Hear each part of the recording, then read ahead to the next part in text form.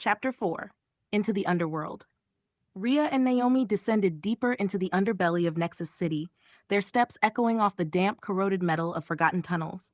The further they went, the more the city above seemed like a distant memory, replaced by an underworld of rusted pipes, broken machinery, and darkness.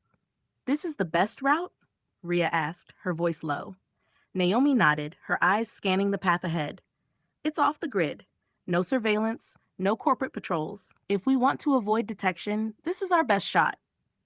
Rhea tightened her grip on the pistol at her side. The tunnels were quiet, too quiet. It was the kind of quiet that made her instincts scream that something was wrong. But they didn't have a choice. They couldn't stay above ground, not with the Neon Eclipse hunting them. "How far until we reach the old network hub?" Rhea asked. "Not far," Naomi replied, glancing at her portable console. "If we keep this pace, we should be there in an hour. But we need to be careful. These tunnels haven't been used in decades, and who knows what we'll find down here."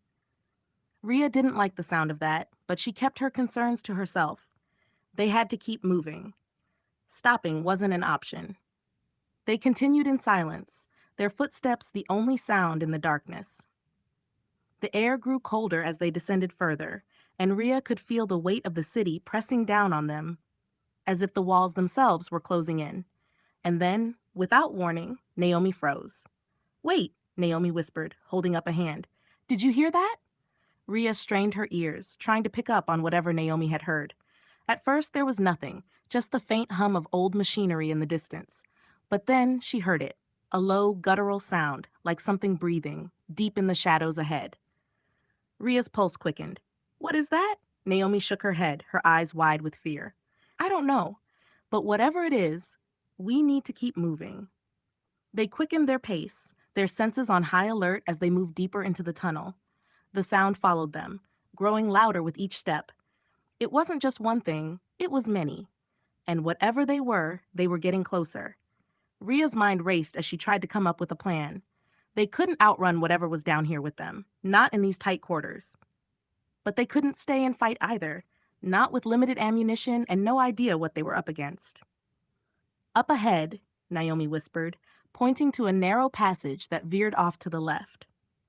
"We can lose them in the side tunnels. They're too narrow for anything big to follow." Rhea nodded, and they sprinted toward the passage, their hearts pounding in their chests. They ducked into the narrow tunnel just as the sound of movement erupted behind them.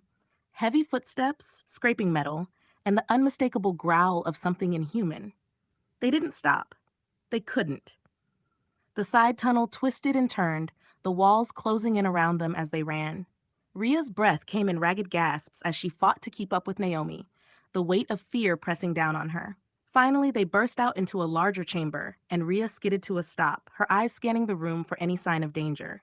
It was empty, just a large open space with old, rack-rusted machinery lining the walls.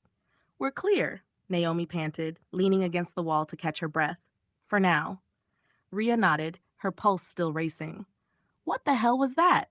Naomi shook her head, her expression grim. "I don't know. But whatever it was, it's not natural. Not anymore." They stood in silence for a moment, the weight of their situation pressing down on them. The Neon Eclipse wasn't just a digital threat. It was something far more dangerous, something that could reach out and touch the real world.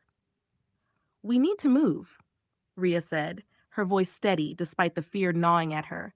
"The sooner we reach the hub, the sooner we can figure out what's going on." Naomi nodded, and they set off once more, the darkness of the underworld closing in around them.